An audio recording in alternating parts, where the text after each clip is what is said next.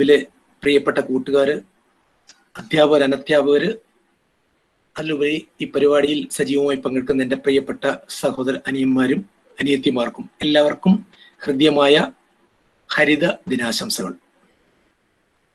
ഇന്നത്തെ ദിവസത്തിന്റെ പ്രാധാന്യത്തെക്കുറിച്ചൊക്കെ വളരെ വിശദമായിട്ട് സംസാരിച്ചു കഴിഞ്ഞു. അക്കാര്യത്തിലോട്ടൊന്നും ഞാൻ കടക്കേണ്ട കാര്യമില്ല. നമ്മള് ഈ ദിനം ഇന്ന് ലോകത്തെമ്പാടും വെബിനാറിലൂടെ മാത്രം നടത്താൻ വിധിക്കപ്പെട്ട ഒരു ദിവസമായി മാറിക്കഴിഞ്ഞു. ഇന്ന് കേരള വനം വന്യജീവി വകുപ്പിന്റെ ഔദ്യോഗിക ഉദ്ഘാടനം കോഴിക്കോട്ട് വെച്ച് വെബിനാറിലാണ്. സാറിന് തിരുവനന്തപുരത്ത് വളരെ വിപുലമായിട്ട് നടത്തുന്ന പരിപാടിയാണ്. പക്ഷേ സോഷ്യൽ ഡിസ്റ്റൻസ്, മനുഷ്യൻ അകന്നു നിൽക്കണം എന്ന് ഇന്ന് കോവിഡ് നമ്മളെ പഠിപ്പിച്ച ഈ കാലഘട്ടത്തിൽ പ്രകൃതിയിൽ നിന്ന് നാം അകന്നതിൻ്റെ ഒരു ദുരന്തത്തിന്റെ ഒരു പുനർവിചിന്തനമാണ് ഈ സോഷ്യൽ ഡിസ്റ്റൻസ് എന്ന വാക്ക് നമുക്കിപ്പം തന്നുവിട്ടിരിക്കുന്നത്. ഏതായാലും ഈ ദിനം, ഈ ഇന്നത്തെ ദിനത്തിന് വളരെയധികം പ്രത്യേകതയുണ്ട്. പരിസ്ഥിതി ദിനത്തിനകത്ത് നേരത്തെ ഇവിടെ എല്ലാവരും സൂചിപ്പിച്ചു കഴിഞ്ഞു. ഇന്നത്തെ ദിവസത്തിന്റെ ഒരു മോട്ടോ എല്ലാ ജൂൺ 5-നും പ്രധാനപ്പെട്ട ദിവസങ്ങൾക്കെല്ലാം ലോകത്തെമ്പാടും ഒരു യുണൈറ്റഡ് നേഷൻസ് എൻവയോൺമെന്റൽ പ്രോഗ്രാം ഒരു തീം കൊടുക്കാറുണ്ട്. ഇത്തവണത്തെ തീം ഇവിടെ പറഞ്ഞു കഴിഞ്ഞു.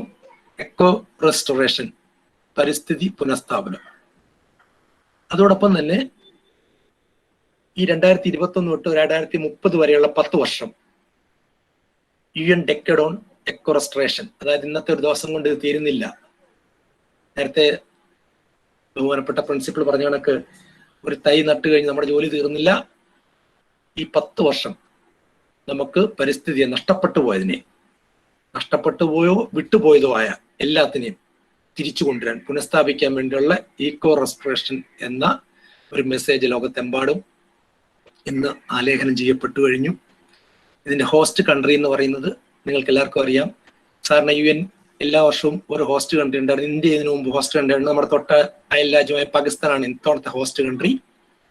ഇതിനു മുമ്പ് 2011-20 ജൈവ വൈവിധ്യ സംരക്ഷണത്തിന് വേണ്ടിയുള്ള UN ഡെക്കേഡ് ഓൺ ബയോഡൈവേഴ്സിറ്റി ആയിട്ടാണ് 10 വർഷം ആചരിച്ചത്. അതിനുശേഷം ഇപ്പം പരിസ്ഥിതി പുനഃസ്ഥാപനം.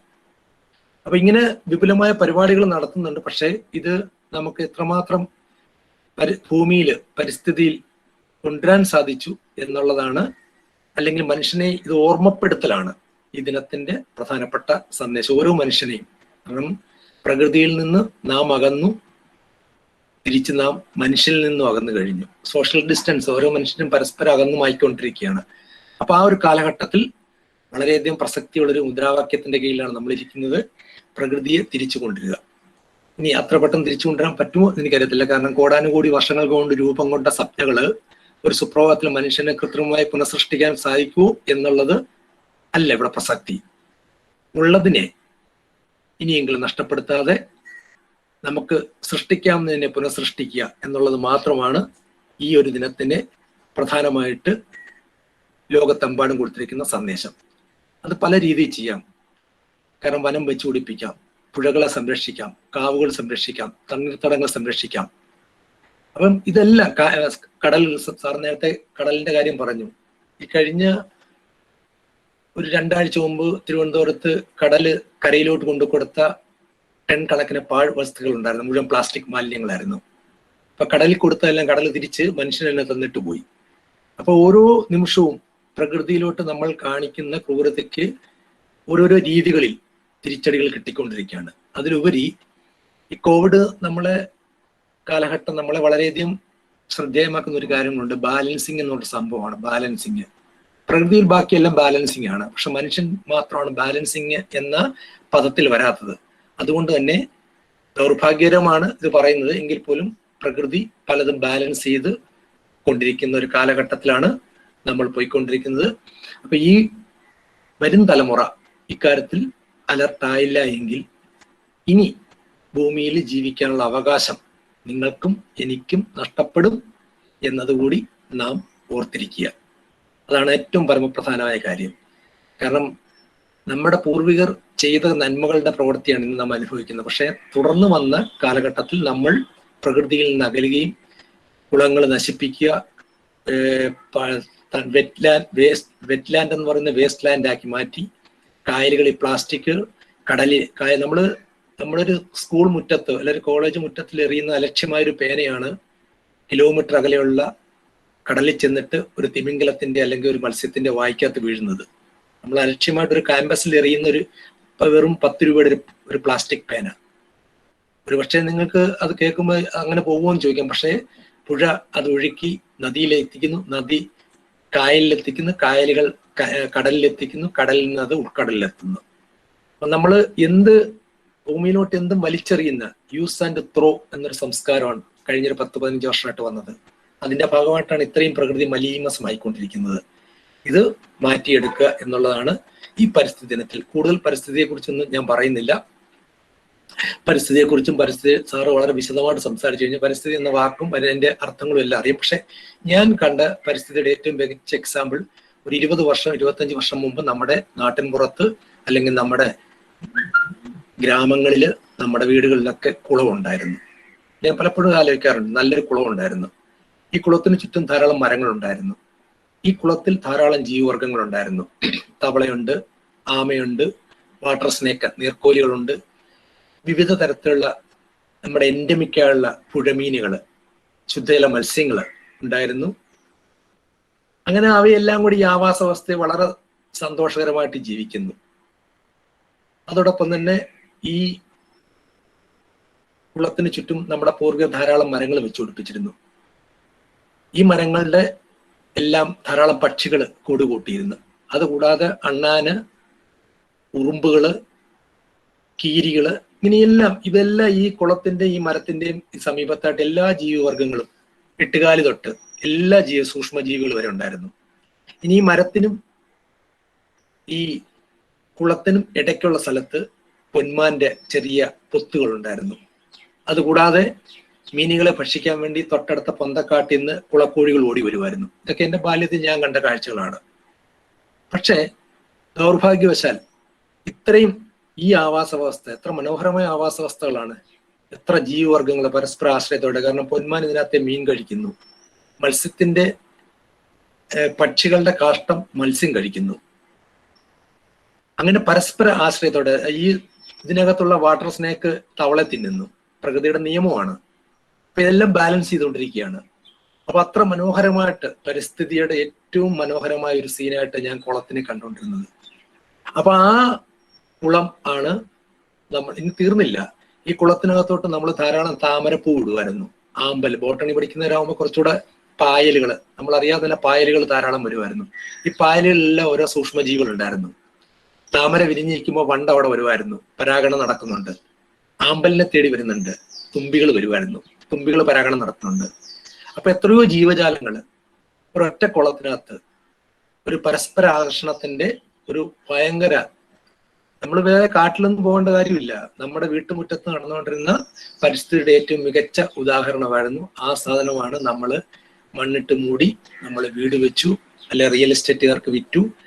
അങ്ങനെ കുളങ്ങള്, നമ്മളെ കിണറുകള്, നമ്മുടെ കായലുകള്, നമ്മുടെ തണ്ണീർത്തടങ്ങളെല്ലാം നികത്തി പരിസ്ഥിതിയുടെ കനത്ത തിരിച്ചടിക്ക് നാം പാത്രമായി. 2018 ചെന്നൈയിലെ ഉണ്ടായ ഏറ്റവും വലിയ പ്രളയം പരിസ്ഥിതി, അവിടുത്തെ വെറ്റ്ലാൻഡുകളെല്ലാം നികത്തി ബിൽഡിംഗ് പണിതു എന്നുള്ളതാണ് പറയുന്നത്. കാരണം വെള്ളത്തിന് പോകാൻ വഴിയില്ല. വെള്ളത്തിന്റെ ഒരു വഴി ഉണ്ടായിരുന്നു, പാത്ത്. ആ പാത്ത് മുഴുവൻ ആനയ്ക്ക് പോകാനൊരു വഴി, ആനത്താര ഉണ്ടായിരുന്നു പറഞ്ഞിടക്ക് വെള്ളത്തിന് ഒഴുകാനുള്ള ഒരു വഴി നമ്മൾ അടച്ചു കളഞ്ഞു. ഈ അടവ് വെറ്റ്ലാൻഡുകളാണ് സ്വീകരിച്ചുകൊണ്ടിരുന്നത്. എത്ര മഴ അധികം വന്നാലും അതിന്റെ ഗർഭപാത്രത്തിൽ, വെറ്റ്ലാൻഡുകളുടെ തണ്ണീർത്തടങ്ങളുടെ ഗർഭപാത്രത്തിൽ ഈ മഴങ്ങളെ, ആ വെള്ളത്തിനെ മുഴുവൻ ആകർഷിക്കാനും അവയെ ഭൂമിക്കടിയിലോട്ട് ഭൂഗർഭ ജലസ്രോതസ് ഉയർത്താനും നമുക്ക് സാധിച്ചിരുന്നു. അപ്പൊ ഇതെല്ലാം കംപ്ലീറ്റ് ആയിട്ട് നാം നഷ്ടപ്പെടുത്തി, അതിന്റെ ദുരന്ത ഫലങ്ങൾ. അപ്പം പരിസ്ഥിതി എന്നുള്ള എൻ്റെ ഒരു ചെറിയൊരു ഇത് മാത്രം ഞാൻ കൂടുതൽ ഇൻഡെപ്തായിട്ടൊന്നും ഞാൻ കാരണം ബോറടിക്കുന്ന ഒരു സബ്ജക്റ്റാണ്. എങ്കിലും ഞാൻ അതിനകത്ത് പറയാം, ഇതാണ് നമ്മൾ ഇന്ന്, അതുകൊണ്ടാണ് ഈ നഷ്ടപ്പെട്ടു പോയ എക്കോ റെസ്റ്റോറേഷൻ, പരിസ്ഥിതിയെ പുനഃസ്ഥാപിക്കാനുള്ള ഒരു ശ്രമം ഇന്ന് അന്താരാഷ്ട്ര തലത്തിൽ തുടക്കമിട്ടിരിക്കുകയാണ്. ഇതിനകത്ത് നിങ്ങളും സമൂഹവും എല്ലാം പങ്കുചേരും എന്നുള്ളതാണ് നമ്മുടെ വിശ്വാസം. പങ്കുചേരണം. കാരണം ലഭ്യമായ സ്ഥലത്തെല്ലാം വനങ്ങൾ വെച്ചുപിടിപ്പിക്കുക, നമ്മുടെ ലഭ്യമായ ഇപ്പം നിലവിലുള്ള കുളങ്ങളും കിണറുകളും സംരക്ഷിക്കുക, നമ്മുടെ പുഴകളെ സംരക്ഷിക്കുക, പുഴയുടെ തീരത്ത് മുള വെച്ച് പിടിപ്പിക്കുക, പല പല പദ്ധതികൾ ആവിഷ്കരിച്ചുകൊണ്ടിരിക്കുന്നു. സാമൂഹ്യ വനവൽക്കരണ വിഭാഗം കോടിക്കണക്കിന് രൂപ കാര്യത്തിൽ തന്നെ ഇന്ന് തന്നെ 5 ലക്ഷം തൈകളാണ്, 50 ലക്ഷത്തിലധികം തൈകൾ വിതരണം ചെയ്യുന്നുണ്ട്. കോടിക്കണക്കിന് രൂപ കൊടുക്കുന്നു. പക്ഷേ ഇതിന്റെ നേരത്തെ സാറ് പറഞ്ഞ കണക്ക് ഇതിന്റെ റിസൾട്ട് എവിടെ പോകുന്നു എന്നുള്ളതാണ് വലിയൊരു പ്രധാനം. ഓരോ വർഷം കോടിക്കണക്കിന് രൂപയുടെ തൈകൾ, ഇത് വെച്ചാണ് 15 വർഷം കൊണ്ട് ഇപ്പം കേരളം മുഴുവൻ നമ്മുടെ മലരണി കാടുകൾ തിങ്ങി വിങ്ങി പൂക്കേണ്ട സമയം കഴിഞ്ഞിരുന്നു. പക്ഷെ ഇത് നമ്മൾ ആ ഒരു ദിവസത്തിന് വേണ്ടി മാത്രം കാത്തിരുന്നിട്ട് നട്ടു, നമ്മുടെ ജോലി കഴിഞ്ഞു. അത് മറന്നിട്ട് ഇനി പ്രകൃതിക്ക് വേണ്ടിയുള്ള ഒരു പോരാട്ടത്തിന് സജ്ജരാകണം എന്ന് മാത്രം ഞാൻ വിനീതമായി അഭ്യർത്ഥിക്കുന്നു. അതോടൊപ്പം തന്നെ നിങ്ങൾക്കറിയാം, വനവും വന്യജീവികളും പരിസ്ഥിതിയും എക്കോളജി ഇതെല്ലാം കൂടെ പരസ്പര പൂരകങ്ങളാണ്. ഇതിലേതിലും ഒന്നിന്റെ നാശം സർവ്വതിന്റെ നാശമായിട്ട് മാറും. ആമസോൺ വനങ്ങള് കഴിഞ്ഞ കുറെ നാളുകൾക്ക് മുമ്പ് കത്തിയമർന്നായിരുന്നു. മാസങ്ങളോളം നീണ്ട്, ലോകത്തിലെ ഏറ്റവും വലിയ മഴക്കാടുകൾ മാസങ്ങളോളം നീണ്ട് എന്ന് കത്തൽ അടുപ്പോൾ കാലാവസ്ഥാ വ്യതിയാനത്തിന്റെ ഏറ്റവും പുതിയൊരു പോർമുഖം ഇവിടെ തുറക്കുകയായിരുന്നു.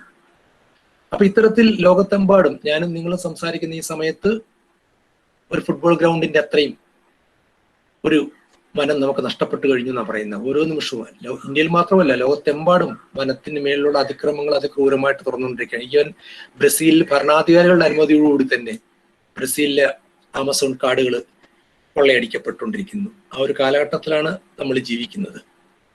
അപ്പം ഇതിനകത്ത് നമുക്ക് പിന്നെ അതോടൊപ്പം തന്നെ ഈ കഴിഞ്ഞ 2 വർഷമായിട്ടാണ് കേരളത്തിലെ വനങ്ങൾ ഒരിത്തിരിയെങ്കിലും കാട്ടുതീയിൽ നിന്ന്, നിങ്ങൾക്ക് അറിയാം, ഫെബ്രുവരി തൊട്ട് ജനുവരി തൊട്ട് മെയ് വരെയുള്ള മാസം കാട്ടുതീയുടെ മാസമാണ്. കഴിഞ്ഞ ഏതാണ്ട് ഡിസംബർ ജനുവരി കഴിഞ്ഞ് ഫെബ്രുവരി കഴിഞ്ഞ് മാർച്ചോടുകൂടി തന്നെ നമുക്ക് കൊറോണ ആരംഭിച്ചു, കോവിഡിന്റെ ഭീഷണി ആരംഭിച്ചു. നമുക്ക് അപരിചിതമായ ഒരു സാധനമായതുകൊണ്ട് മനുഷ്യൻ കുറേയേറെ പുറത്തോട്ട് ഇറങ്ങുന്നത് നിയന്ത്രിച്ചു, കാടിന് കയറി തീയിടുന്നത് നിയന്ത്രിച്ചു. അതുകൊണ്ട് കഴിഞ്ഞ വർഷം നമുക്ക് കാട്ടുതീ വലുതായിട്ടുണ്ടായില്ല. അതിന് നന്ദി പറയേണ്ടത് നമ്മളെ ഏറ്റവും കൂടെ ശപിക്കുന്ന ഈ കോവിഡ് കാലഘട്ടത്തിനെയാണ്. ആ ഒരു കാലഘട്ടം നൽകിയ ഏറ്റവും വലിയ നേട്ടം കാടിനാണ് ഉണ്ടായത്. ബയോഡൈവേഴ്സിറ്റി അത്ര റിച്ച് ആയിട്ട് വന്നു. ഈ വർഷം കോവിഡിന്റെ ഭീഷണിയൊക്കെ മനുഷ്യന് വലിയ വിലയൊന്നും ഇല്ലായിരുന്നു. പക്ഷെ എങ്കിൽ പോലും മഴ, നമുക്ക് കൃത്യമായിട്ട് ചില ഇടവേളകളിൽ ലഭിച്ച മഴ കൊണ്ട് ഈ വർഷവും കാട്ടുതീയിൽ നിന്ന് നമ്മൾ കഴിഞ്ഞ 2 വർഷമല്ല, കഴിഞ്ഞ 10 വർഷത്തെ അപേക്ഷിച്ച് വേണേൽ 2 വർഷമായിട്ട് വളരെയധികം ബെറ്റർ ആയിട്ടുള്ള ഒരു ബയോഡൈവേഴ്സിറ്റി റിച്ച്നെസ് ഉണ്ടാക്കാൻ സാധിച്ചു. അത് മനുഷ്യന്റെ അതിക്രമം, മനുഷ്യന്റെ ഈ പുറത്തോട്ടുള്ള കാടിനുകളുള്ള കയറ്റം നിരോധിച്ചുകൊണ്ട് മാത്രമാണ്. എക്കോ ടൂറിസം കേന്ദ്രങ്ങളും ഫോറസ്റ്റ് ഏരിയകളും നമുക്ക് പരമാവധി നിയന്ത്രിക്കാൻ സാധിച്ചുകൊണ്ട് ഇക്കാര്യത്തിൽ നമുക്ക് ഒരു വലിയ നേട്ടം ഉണ്ടാക്കാൻ സാധിച്ചു. അതോടൊപ്പം തന്നെ ഞാൻ ജസ്റ്റ് നിങ്ങൾക്ക് മനസ്സിലാക്കാൻ വേണ്ടി ഫോറസ്റ്റിനെ കുറിച്ച് ഒരു കാര്യം കൂടെ പറയാം. കാരണം ഫോറസ്റ്റ്, എൻ്റെ സബ്ജക്റ്റ് ഫോറസ്റ്റ് ആണ്. അതേസമയം എൻവയോൺമെന്റ് ആണെങ്കിലും വനവുമാണെങ്കിലും വന്യജീവികളാണ്, ഇതെല്ലാം പരസ്പര പൂർവ്വത്ത, കാരണം ഇതെല്ലാം ലിങ്ക്ഡ് ആണ്.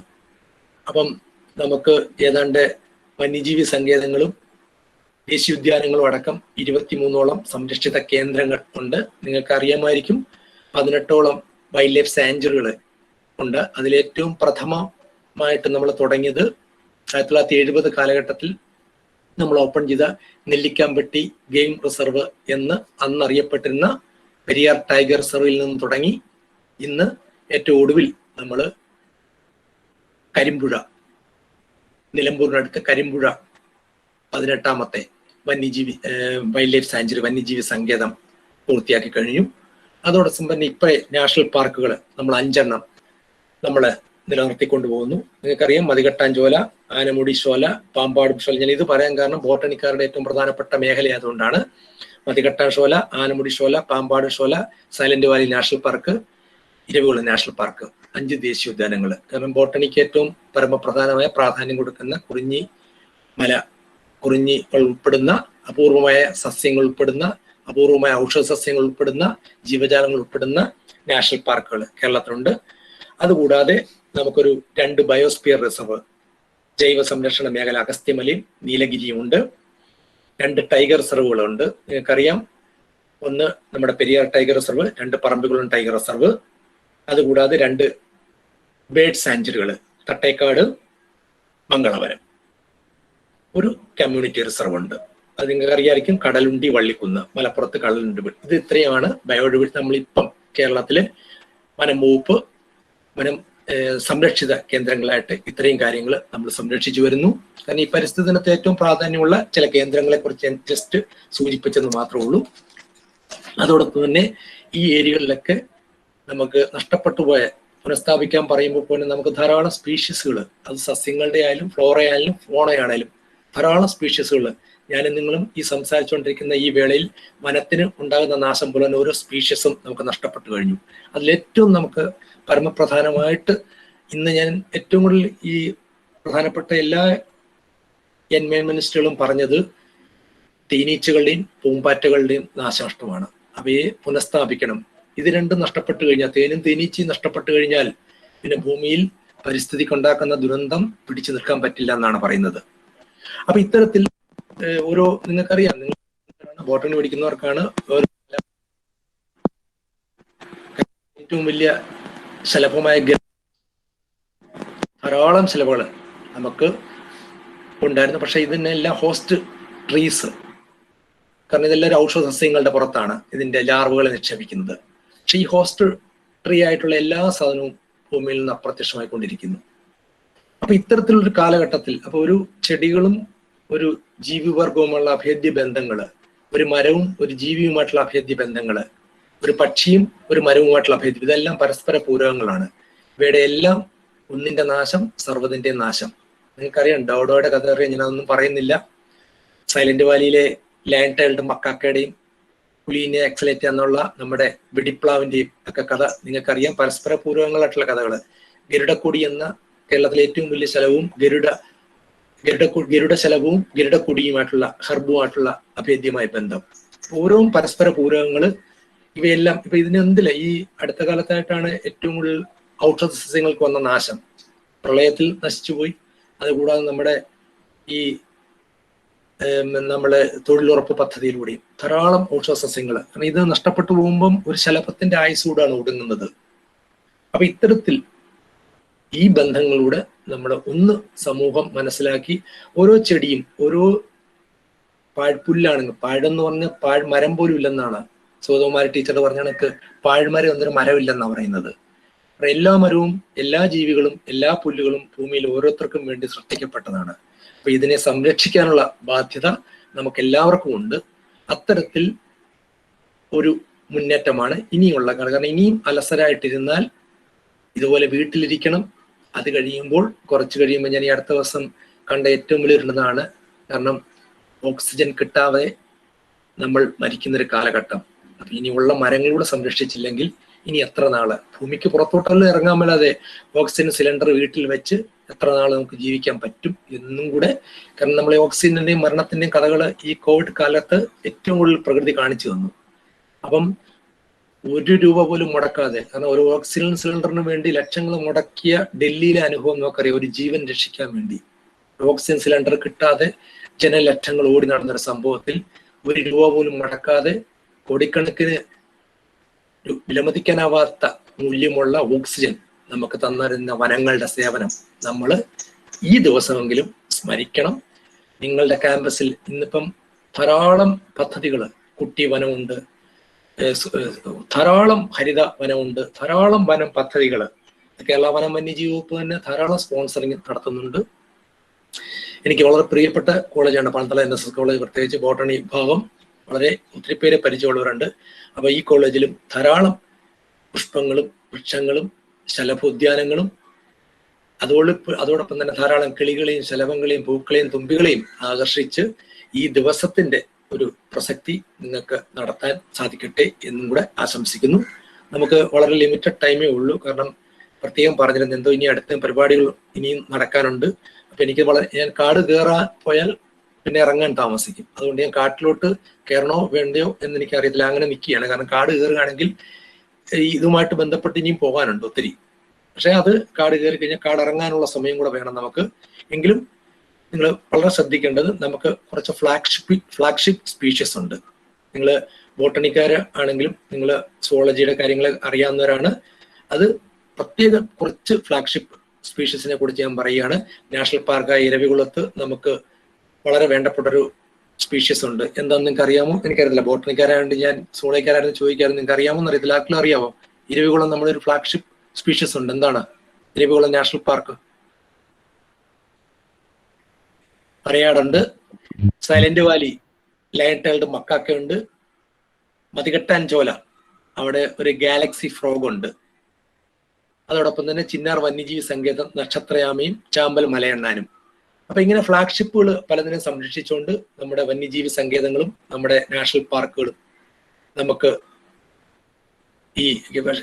പക്ഷെ ഈ കോവിഡ് കാലഘട്ടത്തിൽ വനത്തിന് വളരെയധികം മാറ്റങ്ങൾ ഉണ്ടായെന്നാണ് പറയുന്നത്. കോവിഡ് കാലത്തിൽ നമ്മുടെ ബയോഡൈവേഴ്സിറ്റി റിച്ച് ആകുന്നതോടൊപ്പം വന്യജീവികളുടെ ഒരു പുത്തൻ ഉണർവുണ്ടായിരുന്നു. കാരണം അധികം വേട്ടക്കാര് കാട്ടിലോട്ട് കയറിയിട്ടില്ല, ജീവികൾക്കെല്ലാം ഉണർവും ഉന്മേഷവും ഉണ്ടായി.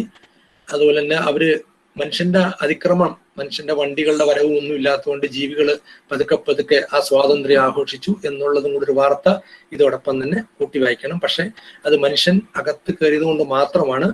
അപ്പം നമ്മൾ അവയുടെ ആവാസ വ്യവസ്ഥ കേന്ദ്രങ്ങളിലോട്ട് കടന്നു വരുന്ന ഒരു വരവ് നിർത്തിയിട്ട് അവയെ അവയുടെ ലോകത്ത് ജീവിക്കാൻ അനുവദിക്കുക. എങ്കിൽ മാത്രമേ ഭൂമിയിൽ നമുക്കും ജീവിക്കാൻ സാധിക്കത്തുള്ളൂ എന്ന ഒരു പരമാർത്ഥം കൂടെ ഈ ദിനത്തിൽ ഒന്ന് ഓർത്തിരിക്കുന്നത് നമുക്കെല്ലാവർക്കും നല്ലതായിരിക്കും. ഇനി സമയം ഉണ്ടോ എനിക്കറിയത്തില്ല. സമയം ഉണ്ടെങ്കിൽ ഞാൻ കുറച്ച് എങ്ങനെയാ ലക്ഷ്മി ടീച്ചർ, ടൈം നമുക്ക് വളരെ സമയമുണ്ട്. അല്ലല്ല, വളരെ ലിമിറ്റഡ് ടൈമിനുള്ളിൽ നമുക്ക് കുറച്ച് കാര്യങ്ങളുടെ പറഞ്ഞിട്ട് ഞാൻ ഈ തുമ്പികളുടെയൊക്കെ ഞാൻ അവിടെ വന്നപ്പം പല പ്രാവശ്യം പറഞ്ഞതാണ്. തുമ്പികള് ഈ പരിസ്ഥിതി പുനഃസ്ഥാപനത്തിനകത്ത് പ്രധാനപ്പെട്ട ഒരു നമ്മൾ വളരെ ശ്രദ്ധിക്കേണ്ട സാധനങ്ങൾ ഈ തുമ്പികളുടെയും ശലഭങ്ങളുടെയും പുനഃസ്ഥാപനം കൂടെ ഉണ്ട്. ശുദ്ധജലത്തിന്റെ ഇൻഡിക്കേറ്റേഴ്സ് ആണ് തുമ്പികള്. അപ്പൊ നമ്മള് നേരത്തെ സാറ് കാക്കയുടെ കാര്യം പറഞ്ഞ കണക്ക് നമ്മുടെ ബാല്യത്തിൽ ഇന്നിപ്പോ നിങ്ങൾക്ക് മുമ്പുള്ള ഒരു തലമുറ ധാരാളം തുമ്പികൾ കണ്ടിരുന്നു. നമ്മുടെ വീട്ടുമുറ്റത്ത് പല ടൈപ്പ് തുമ്പികൾ ഉണ്ടായിരുന്നു. പക്ഷെ ഇന്ന് നമ്മുടെ നാട്ടിൻപുറത്തും നഗരങ്ങളിലും ഒന്നും തുമ്പികളില്ല. അത് വളരെ ശ്രദ്ധിക്കേണ്ട ഒരു കാര്യമാണ്. കാരണം അത് ഒരു പരിസ്ഥിതിയുടെ അപജയത്തിന്റെ പ്രധാനപ്പെട്ട ലക്ഷണമായിട്ടാണ് തുമ്പികൾ. അതുപോലെ തന്നെ കടന്നലുകളും തേനീച്ചകളും വളരെയധികം അപ്രത്യക്ഷമായി കൊണ്ടിരിക്കുന്നു. ഇതെല്ലാം നമ്മൾക്കൊരു സൂചനകൾ തരികയാണ്. നേരത്തെ സാറ് പറഞ്ഞ കണക്ക് ഇന്തോനേഷ്യക്ക് അടുത്തൊരു ദ്വീപിൽ ഉൾക്കടലിൽ നിന്ന് ഒരു തിമിംഗലത്തിനെ ഒരു സുപ്രഭാതത്തിൽ പ്രകൃതി ജനങ്ങൾ കാണാൻ വേണ്ടി ആ തീരത്തുകൊണ്ട് എത്തിച്ചിട്ട് പോയി. സാധാരണ ഇതിലൊരു തിമിംഗലം ഒരു തീരത്ത് അണയുന്നത് വളരെ റെയറായിട്ടുള്ള കാഴ്ചയാണ്. കാരണം തിമിംഗലങ്ങള് ആഴക്കടലിലുള്ള ഒരു ജീവിയാണ്. അപ്പൊ അതിനെ എടുത്തു അവര് പോസ്റ്റ്മോർട്ടം ചെയ്തപ്പോൾ ടൺ കണക്കിന് പ്ലാസ്റ്റിക് മാലിന്യമായിരുന്നു ഈ തിമിംഗലത്തിന്റെ വായിക്കകത്ത്. അപ്പൊ അത് ഒരു പക്ഷെ പ്രകൃതി അത് എത്തിച്ചത് മനുഷ്യന് ഒരു വിചിന്തനത്തിനുള്ള അവസരത്തിന് വേണ്ടിയാണ് ഇങ്ങ് നാട്ടിൽ കൊണ്ടുവന്ന് മനുഷ്യന്റെ അടുത്ത് കൊണ്ടുവന്ന് ആ തിമിംഗലത്തിനെ എത്തിച്ചെന്നാണ് ഇന്നും സയന്റിസ്റ്റുകൾ വിശ്വസിക്കുന്നത്. അല്ലെങ്കിൽ അതിവിടെ എത്തിക്കേണ്ട കാര്യമില്ല. അപ്പൊ നമ്മൾ അലക്ഷ്യമായിട്ട് എറിയുന്ന ഓരോ പ്ലാസ്റ്റിക് മാലിന്യവും കടലിൽ ചെന്നിട്ട് ഉൾക്കടലിൽ എത്തി അത് ഓരോ ജീവിവർഗത്തെയും കൊന്നൊടുക്കിക്കൊണ്ടിരിക്കുന്നു. നമ്മളുടെ അശ്രദ്ധ അല്ലെങ്കിൽ നമ്മളുടെ കാണിക്കുന്ന ഈ ഭൂമിയിൽ നിങ്ങൾക്കും എനിക്കും ജീവിക്കാൻ ഉള്ള അവകാശം പോലെ തന്നെ എല്ലാ ജീവജാലങ്ങൾക്കും ഉണ്ട്. അതിന്റെ ഒരു സൂചകമാണ്. അത് അങ്ങ് ദൂരെ കിടക്കുന്ന കടലിൽ, കിലോമീറ്റർ അകലം കിടക്കുന്ന കടലിലെ ജീവികളെ പോലും മനുഷ്യന്റെ അനിയന്ത്രിതമായ ചില പ്രവൃത്തികൾ ബാധിക്കുന്നു എന്നുള്ളതിന്റെ തെളിവായിട്ടാണ് ഈ ഒരു തിമിംഗലത്തിന്റെ കഥ ചില പാശ്ചാത്യ മാധ്യമങ്ങൾ പോലും ഇൻഡിക്കേറ്റ് ചെയ്തത്. അതുപോലെ തന്നെ നിങ്ങൾക്ക് ഞാൻ പല പ്രാവശ്യം അവിടെ പറഞ്ഞിട്ടുണ്ട്, നമ്മുടെ ഈ കിളികള്, നമ്മുടെ നാടൻ കിളികള്, നാട്ടുകിളികൾ മുഴുവൻ നമുക്ക് അപ്രത്യക്ഷമായി കഴിഞ്ഞു. ഇപ്പൊ കാക്കയുടെ കാര്യം പറയണക്ക് അരി എറിഞ്ഞാൽ 1000 കാക്ക എന്നുള്ളൊരു ചൊല്ലൊക്കെ ഇന്ന് പോയി. ഇന്ന് അരി പോയിട്ട് ഇന്ന് എന്തു കൊടുത്താലും തട്ടിപ്പറിക്കാൻ കാക്കയില്ല, അല്ലെങ്കിൽ കൊത്താൻ കാക്കയില്ല. അത് നമ്മുടെ കാക്കയുടെ ഒരു പ്രത്യേകത എന്ന് പറഞ്ഞാൽ കഴുകനെ പോലെ ഒരു പ്രാധാന്യമുള്ള ഒരു സാധനമാണ് കാക്ക. നമ്മുടെ എല്ലാവരുടെയും വീട്ടമ്മമാരുടെ ഒരു തോഴനാണ് ഈ കാക്ക. സ്കാവഞ്ചറൂടാണ്. ചീത്തകൾ കൊത്തിവലിച്ച് നമ്മുടെ വീടിനെ, നമ്മുടെ പ്രകൃതിയെ ശുദ്ധമാക്കുന്ന ഒരാളാണ്. അതുപോലെ തന്നെ മറ്റൊരു പ്രകൃതിയുടെ സ്കാവഞ്ചറാണ് കഴുകൻ. ഈ രണ്ടു കൂട്ടരും അപ്രത്യക്ഷമായി. ഇത് മനുഷ്യന്റെ നേരിട്ടുള്ള ഇടപെടൽ കൊണ്ടാണ് ഈ രണ്ടു കൂട്ടരും അപ്രത്യക്ഷമായത്. ഡെക്നോഫിനാക്ക് എന്ന് പറഞ്ഞ മരുന്ന് നമ്മളുടെ ഡൊമസ്റ്റിക് ആനിമൽസിനെ കുത്തിവെച്ച് അതിന്റെ ശവം, അതിന്റെ ഇറച്ചി കഴിച്ച് കഴുകന്മാരുടെ എല്ലാം അസ്തിത്വം തന്നെ ഇല്ലാതായി. അവയുടെ വൃക്കുകളുടെ പ്രവർത്തനം, പ്രൊഡക്ടിവിറ്റി നഷ്ടപ്പെട്ട് ഇന്ന് കേരളത്തിൽ കഴുകന്മാർ ഇല്ലാത്ത അവസ്ഥയിൽ. കാരണം പുതിയ പുതിയ രോഗങ്ങള്, സാംക്രമിക രോഗങ്ങൾ പകരാനുള്ള ഒരു കാരണമായിട്ട് പറയുന്നത് ഈ കഴുകന്മാര് കാട്ടിലും ഇല്ല, നാട്ടിലും ഇല്ല. ഇന്ന് വയനാട്ടിൽ മാത്രം അവശേഷിക്കുന്ന 10-20 കഴുകന്മാരേ ഉള്ളൂ. പല ടൈപ്പ് കഴുകന്മാരുണ്ടായിരുന്നു. എല്ലാ ടൈപ്പ് കഴുകന്മാരും ഭൂമിയിൽ നിന്ന് അപ്രത്യക്ഷമായി. അതേപോലെ വളരെ ശ്രദ്ധിക്കണം. നമ്മൾ ഈ കാക്ക എന്നൊക്കെ പറയുന്നത് നമുക്കൊരു നമ്മൾ വളരെ ശ്രദ്ധിക്കാത്ത, അല്ലെങ്കിൽ നമ്മളൊരു അലക്ഷ്യമായിട്ട് കാണുന്ന ഒരു ജീവിയാണ് കാക്ക. ഈ കാക്ക നമ്മുടെ സമൂഹത്തില് അല്ലെങ്കിൽ നമ്മുടെ വീട്ടിലെ ഈ സ്കാവഞ്ചർ ആയിരുന്നു. അപ്പൊ ആ കാക്കവർഗം കൂടെ ഭൂമിയിൽ നിന്ന് അപ്രത്യക്ഷമാകുന്നു. അങ്ങനെ ധാരാളം കിളികള്, നമ്മുടെ നാട്ടുകിളികൾ മുഴുവൻ അപ്രത്യക്ഷമായി കഴിഞ്ഞു. നാട്ടുപൂക്കൾ അപ്രത്യക്ഷമായി കഴിഞ്ഞു. നാടൻ ചെടികൾ അപ്രത്യക്ഷമായി കഴിഞ്ഞു. നാടൻ ഔഷധ സസ്യങ്ങള്.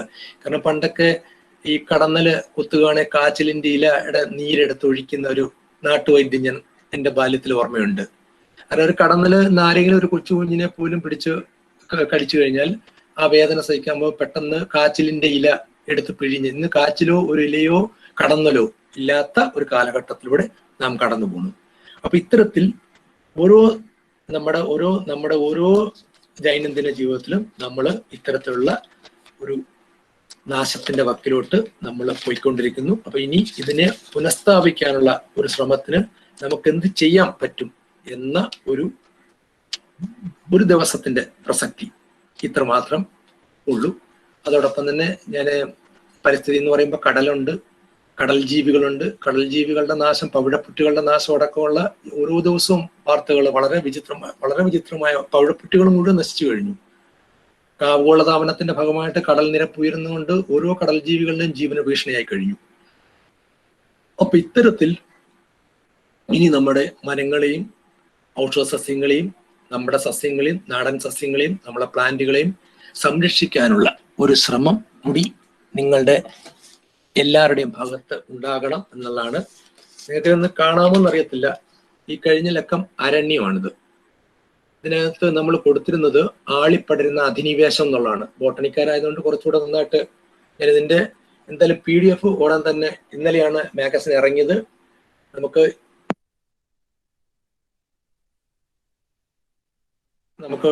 മാത്രം കേരള വനം വകുപ്പ് മാത്രമാണ് വന്യജീവി പരിസ്ഥിതി മാസികയായിട്ട് ഇതെങ്കിലും ഇറക്കാൻ പറ്റും. ജൂണിലൊക്കെ ഇറക്കാനൊന്നും പറ്റിയില്ല, പരിസ്ഥിതി പതിപ്പ്. കാരണം എല്ലാം അടഞ്ഞു കിടക്കുകയാണ്. നമ്മള് ആളിപ്പടരുന്ന അധിനിവേശം എന്ന് പറഞ്ഞ് ഒരു പതിപ്പ്. കാരണം ബോട്ടണി സ്റ്റുഡൻസിന് വളരെയധികം വായിക്കേണ്ട ഒരു പതിപ്പാണ് ഈ അധിനിവേശ സസ്യങ്ങൾ, അധിനിവേശ ജീവികൾ, അധിനിവേശ കടലും കരയും എല്ലാം, കാട് മുഴുവൻ ഈ അധിനിവേശ സസ്യങ്ങൾ കൊണ്ട് നിറഞ്ഞു കഴിഞ്ഞു. അതുകൊണ്ടുണ്ടാക്കുന്ന ദുരന്തം എന്ന് പറയുന്ന കാട്ടിൽ നിന്ന് തേക്ക് സ്റ്റമ്പുകള് വെച്ച് കഴിഞ്ഞാൽ അത് കിളുക്കാൻ പറ്റാത്ത അവസ്ഥ. നിമിഷ നേരം കൊണ്ട് അധിനിവേശ സസ്യങ്ങളുടെ കടന്നുകയറ്റം കാട് മുഴുവൻ വ്യാപിച്ചു കഴിഞ്ഞു. ഇത് പറിച്ചു കളയാൻ പറ്റുന്നില്ല. അതുപോലെ തന്നെ നമ്മുടെ പുഴകളിൽ നമ്മുടെ നാട്ടും പുറത്തുള്ള പുഴകളിൽ പോലും അധിനിവേശ മത്സ്യങ്ങൾ. ഈ അടുത്ത ദിവസം പെരിയാർ ടൈഗർ റിസർവിൽ നിന്ന് ലക്ഷക്കണക്കിന് അധിനിവേശ മത്സ്യങ്ങളെയാണ് എടുത്ത് പുറത്ത് ദൂരക്കളഞ്ഞത്. ആ ഒരു പടമാണ് നമ്മളിവിടെ ഇതിനകത്ത് കൊടുത്തിരുന്നത്. അപ്പൊ ഇത്തരത്തിലുള്ള ഓരോ ജീവിവർഗങ്ങളെയും നമ്മൾ അതിന്റെ നാശത്തിന്റെ ഏറ്റവും പ്രമുഖ ഉദാഹരണമായിട്ട് നമുക്ക് കാണാൻ പറ്റും. കാരണം ഈ അധിനിവേശ മത്സ്യങ്ങൾ ധാരാളം, നമ്മുടെ അലങ്കാര മത്സ്യങ്ങളുടെ പേരും പറഞ്ഞ് നമ്മുടെ ആഫ്രിക്കൻ മുഷി അടക്കമുള്ള ധാരാളം മത്സ്യങ്ങൾ നമ്മുടെ നാട്ട് പുഴകളിലെത്തി. അതുകൊണ്ട് തന്നെ നമ്മുടെ കടലിനകത്ത് ധാരാളം ഇതുപോലുള്ള അധിനിവേശ ജീവികൾ എത്തിക്കഴിഞ്ഞു. നമ്മുടെ കരകളിൽ എത്തിക്കഴിഞ്ഞു, കാട്ടിലെത്തിക്കഴിഞ്ഞു. ആഫ്രിക്കൻ ഒച്ചു പോലുള്ള സാധനങ്ങൾ നമ്മുടെ വീട്ടുമുറ്റത്ത് എത്തിക്കഴിഞ്ഞു. അപ്പൊ ഇത്തരത്തിൽ എല്ലാ ജീവികളും നമ്മുടെ ഈ ഭൂമിയെ കാർന്നു തിന്നുന്ന ഒരവസ്ഥയിലോട്ട്. കാരണം പണ്ട് ഒരു ക്രിക്കറ്റ് കളിക്കാൻ പോയപ്പോൾ ന്യൂസിലൻഡ് പോയപ്പോൾ ഇന്ത്യൻ കളിക്കാരുടെ ഷൂവിന്റെ അടിവരെ പരിശോധിച്ചിട്ടാണ് വിട്ടത്. കാരണം ഇന്ത്യയിൽ നിന്ന് വന്നപ്പം ഏതെങ്കിലത്തുള്ള അധിനിവേശമായ ആ മണ്ണ് ഇതിനകത്തോട്ട് കയറാതിരിക്കാൻ വേണ്ടി അത്തരത്തിലൊരു വലിയ വാർത്തയായത് അത്. അപ്പൊ അധിനിവേശ സസ്യങ്ങളെയും മത്സ്യങ്ങളെയും പോലും നിയന്ത്രിക്കാൻ നമുക്കൊന്നും സാധിക്കുന്നില്ല. ലോകത്തെല്ലാം നിയമങ്ങളായി കഴിഞ്ഞു, ശക്തമായ നിയമങ്ങൾ വന്നു കഴിഞ്ഞു. കാരണം ലോകത്തിനെ നശിപ്പിക്കണം. നമുക്കറിയാം, നമ്മുടെ പുഴകൾ മുഴുവൻ ഈ ആഫ്രിക്കൻ പായലുകൾ നശിപ്പിച്ചു കഴിഞ്ഞു. അധിനിവേശമായിട്ട് ചുമ്മാ കടന്നു വന്നൊരു സാധനമാണെന്ന് പറയുന്നത്. ഒരു പട്ടാളക്കാരന്റെ കയ്യിലൂടെ മറ്റോ കടന്നു വന്നാന്നാ പറയുന്നതിന്റെ തുടക്കം. നമ്മുടെ കേരളത്തിലെ പുഴ മുഴുവൻ ഇന്ന് ആഫ്രിക്കൻ പായൽ കൊണ്ട് നിറഞ്ഞു കഴിഞ്ഞു. നമ്മുടെ ദേശീയ പുഷ്പമായിട്ട് പോലും ആഫ്രിക്കൻ പായലിനെ ചില കുട്ടികൾ കാണുമ്പോൾ വിചാരിക്കും ഇതായിരിക്കും ദേശീയ പുഷ്പമെന്ന്, അല്ലെങ്കിൽ സംസ്ഥാന പുഷ്പം ആഫ്രിക്കൻ പായലിനകത്ത് വിരിഞ്ഞു നിൽക്കുന്ന പൂവായിരിക്കും വിചാരിക്കുന്നത്. അതുപോലെ കേരളത്തിലെ നദികള് മുഴുവൻ അധിനിവേശ ജീവികള്, അധിനിവേശ സസ്യങ്ങൾ വന്നു കഴിഞ്ഞു. അപ്പൊ ഇത്തരത്തിൽ എല്ലാ മേഖലകളിലും നഷ്ടത്തിന്റെ ഒരു കണക്കെടുപ്പ് വന്നു കഴിഞ്ഞു. അപ്പൊ ഈ കാര്യത്തിൽ ഇത് എല്ലാം പുനഃസ്ഥാപിക്കാൻ നമ്മുടെ പുഴകളിലെയും നമ്മുടെ കായലുകളും മലകളും എല്ലാം നമുക്ക് സംരക്ഷിക്കേണ്ട പ്രാധാന്യം കൂടെ ഈ ദിവസത്തിന്റെ, അധിനിവേശ സസ്യങ്ങൾ പറഞ്ഞാൽ നിങ്ങൾക്കറിയാം, മൈക്കീനിയുണ്ട്, ലെൻഡാനയുണ്ട്, പാർത്തീനിയുണ്ട്, യുപ്പിറ്റേറിയുണ്ട്, സെന്നയുണ്ട്. വയനാട്ടിലൊക്കെ സെന്ന കളയാൻ വേണ്ടി വനം വകുപ്പ് ലക്ഷക്കണക്കിന് രൂപ മുടക്കിക്കൊള്ളും. വയനാട്ടിലെ ഏകദേശം സെന്ന ഭയങ്കരമായിട്ട് വ്യാപിച്ചു കഴിഞ്ഞു. അപ്പം ഈ കാട്ടില് മിക്കവാറും ഈ എല്ലാ ആനത്തൊട്ടാവാടി അടക്കമുള്ള എല്ലാ അധിനിവേശ സസ്യങ്ങളും കാട്ടിലൂടെ വ്യാപിച്ചു കഴിഞ്ഞു. ഇനി ഇതിനെ എങ്ങനെ നേരിടാം എന്ന് സയന്റിസ്റ്റുകൾക്ക് പോലും അറിയാൻ മേലാത്തൊരവസ്ഥ നിൽക്കുന്നു. നമുക്ക് സായിപ്പ് വെച്ചതിന് ശേഷം നമുക്ക് തടിയിൽ നിന്നുള്ള ലാഭങ്ങൾ ഒന്നും ഉണ്ടാക്കാൻ പറ്റുമെന്ന് തോന്നുന്നില്ല. കാരണം അതുപോലെ പിന്നെ അതിലുപരി ആനകൾക്കൊക്കെ പോകേണ്ട ആനത്താരകള്, എലഫന്റ് കോറിഡോർ എന്ന് പറയും, ഇത് മുഴുവൻ അവർക്കൊരു വഴിയുണ്ട്. ഇവ സമുദ്രത്തിൽ ഒരു കപ്പലിന് പോകാൻ ഒരു റൂട്ടുണ്ട്, ആകാശത്തിൽ വിമാനത്തിൽ പോകാൻ റൂട്ടുണ്ട്, തീവണ്ടിക്ക് പോകാൻ റൂട്ടുണ്ട്. ആ റൂട്ട് അല്ലാതെ പോയി കഴിഞ്ഞാൽ അത് മറിഞ്ഞു പോകും. അതേപോലെയാണ് ആനകൾക്ക് ഒരു റൂട്ടുണ്ട്. ആനത്താരകൾ മുഴുവൻ അധിനിവേശ സസ്യങ്ങൾ മായ്ച്ചു കളഞ്ഞു. അപ്പൊ ആനകള് സ്വാഭാവികമായിട്ട് നാട്ടുമ്പുറത്തോട്ടിറങ്ങും. അവയ്ക്കറിയത്തില്ല, അവരുടെ റൂട്ടുകൾ കംപ്ലീറ്റ് അധിനിവേശ സസ്യങ്ങൾ വന്ന് കയറി. കാരണം അവർ കണ്ടിട്ടില്ലാത്തൊരു കാഴ്ചയാണ്. അപ്പൊ കാട്ടിൽ ഇപ്പം നടക്കുന്ന ഒരു പ്രധാനപ്പെട്ട കാര്യം ഞാൻ നിങ്ങളോട് പറഞ്ഞതേ ഉള്ളൂ. ഇതെല്ലാ ജീവികളിലും വന്നു കഴിഞ്ഞു. അതുകൊണ്ട് മെൻ അനിമൽ കോൺഫ്ലിക്റ്റ് ഇന്ന് നാട്ടുമ്പുറത്ത് പോലും സർവ്വവ്യാപകമായി കഴിഞ്ഞു. ഇതിന് കൂടുകയോ ഉള്ളൂ, കുറയാനുള്ള സാധ്യതകൾ വളരെ കുറവാണ്. കാരണം മനുഷ്യന്റെ അതുപോലെ എല്ലാ മേഖലകളും, മനുഷ്യന് മാത്രമല്ല ഇതുപോലുള്ള അധിനിവേശ സസ്യങ്ങളും നമ്മുടെ കാടിനെയും നമ്മുടെ ജീവികളെയും കാർന്ന് തിന്നുന്ന ഒരു കാലഘട്ടത്തിൽ നമ്മൾ ജീവിക്കുന്നു. അപ്പൊ ഉണർന്ന് പ്രവർത്തിച്ചില്ല എങ്കിൽ ഇനി നമുക്ക് ജീവിക്കാനുള്ള, അല്ലെങ്കിൽ അടുത്ത തലമുറയ്ക്ക് ജീവിക്കാനുള്ള അവസരം നിഷേധിക്കലായിരിക്കും എന്ന് ഞാൻ വിനീതമായിട്ട് നിങ്ങളോട് പറയുന്നു. ഇനി നിങ്ങൾക്ക് ഏതെങ്കിലും, ഞാൻ ഈ സമയം നമുക്ക് ടീച്ചറെ ഇന്നലെ പറഞ്ഞതുകൊണ്ട് ഞാൻ 4:30 ആകാൻ പോണു. വേറെ എന്തൊക്കെ പരിപാടികൾ ഇനി നിങ്ങൾക്ക് നടത്തേണ്ടതാണ്. വളരെ ലിമിറ്റഡ് ടൈമേ ഉള്ളായിരുന്നു. ഇനിയും കാട്ടിലെ ധാരാളം വന്യജീവികളുടെ കഥയൊക്കെ ഉണ്ടായിരുന്നു. പക്ഷെ നമുക്കത് ഞാൻ ഒരിക്കൽ നിങ്ങളോടൊക്കെ സൂചിപ്പിച്ചായിരുന്നു. പക്ഷെ മറ്റ് ജീവിവർഗങ്ങളുടെയൊക്കെ കഥയുണ്ട്. പക്ഷെ അതൊക്കെ പറയാനുള്ള സമയം വളരെ ലിമിറ്റഡ് ടൈമേ ഉള്ളൂ. അതുകൊണ്ട് നിങ്ങൾക്ക് എന്തെങ്കിലും സംശയം ഉണ്ടെങ്കിൽ ഇപ്പം ചോദിക്കാം. നമുക്ക് അതുകൂടെ ക്ലാരിഫൈ ചെയ്തിട്ട് നമുക്ക് ഇന്നത്തെ സെഷൻ, കാരണം വളരെ പെട്ടെന്നാണ് ടീച്ചർ എന്നോട് പറഞ്ഞത്. കാരണം ഞാൻ ഇന്നൊരു 3 സെഷൻ കഴിഞ്ഞു. ഇനി വൈകുന്നേരം ടൈറ്റസ് കോളേജ് തിരുവല്ല, അതോടെ ഒരു സെഷൻ കൂടെ ഉണ്ട്. രാവിലെ 3 കോളേജിന്റെ സെഷൻ കഴിഞ്ഞു. പക്ഷെ പെട്ടെന്നായിരുന്നു ടീച്ചർ പറഞ്ഞപ്പോൾ എനിക്ക് NSS കോളേജ് വളരെ എനിക്ക് വളരെ ഇഷ്ടപ്പെട്ട ഒരു കോളേജാണ്. അതുകൊണ്ടാണ് ഞാനിത് ഏറ്റത്. പിന്നെ വളരെ ലിമിറ്റഡ് ടൈമിനുള്ളിൽ പറഞ്ഞു തീർക്കാം എന്ന് വെച്ചാൽ അത്രേ ഉള്ളൂ. കാരണം നിങ്ങൾക്ക് വേറെ ഇനിയും പരിപാടികൾ ധാരാളം ഉണ്ട്. അപ്പൊ അതുകൊണ്ട് ഞാൻ എൻ്റെ ടോക്ക് സാധാരണ പറയേണ്ട ആ ഒരു ഇതിനകത്തോട്ട് എനിക്ക് കയറാൻ പറ്റത്തില്ല. കാരണം ലിമിറ്റഡ് ടൈമേ ഉള്ളൂ. അപ്പൊ അതുകൊണ്ട് ഞാൻ ഇവിടെ വെച്ച് സ്റ്റോപ്പ് ചെയ്യാൻ ആഗ്രഹിക്കുന്നു. ഇനി നിങ്ങൾക്ക് എന്തെങ്കിലും സംശയം ഉണ്ടെങ്കിൽ അത് മാത്രം നമുക്ക് ചോദിച്ചിട്ട് അതിന് ഉത്തരം പറഞ്ഞു പോകാം. അല്ലാതെ നമുക്ക് ടൈമിന്റെ ഒരു പ്രസക്തി ഉള്ളതുകൊണ്ട് പറഞ്ഞോളൂ. നിങ്ങൾക്ക് സ്റ്റുഡൻസിന് എന്ത് സംശയം വേണമെങ്കിൽ ചോദിക്കാം. എനിക്കറിയാവുന്ന ഞാൻ പറഞ്ഞുതരാം. വനം വകുപ്പുമായിട്ട് ബന്ധപ്പെട്ട്, വന്യജീവികളുമായിട്ട് ബന്ധപ്പെട്ട്, നിങ്ങളുടെ പരിസ്ഥിതിയുമായിട്ട് ബന്ധപ്പെട്ട് എന്തെങ്കിലും സംശയം ഉണ്ടെങ്കിൽ ചോദിക്കുക. എനിക്കറിയാവുന്ന കാര്യങ്ങളാണ്, തീർച്ചയായിട്ടും നിങ്ങളുമായിട്ട് പങ്കുവെക്കാം. കാരണം നമുക്ക് ലിമിറ്റഡ് ടൈമിന്റെ ഒരു പ്രസക്തി നമ്മൾ എപ്പോഴും ഇനിയുള്ള കാലഘട്ട സമയത്തിന്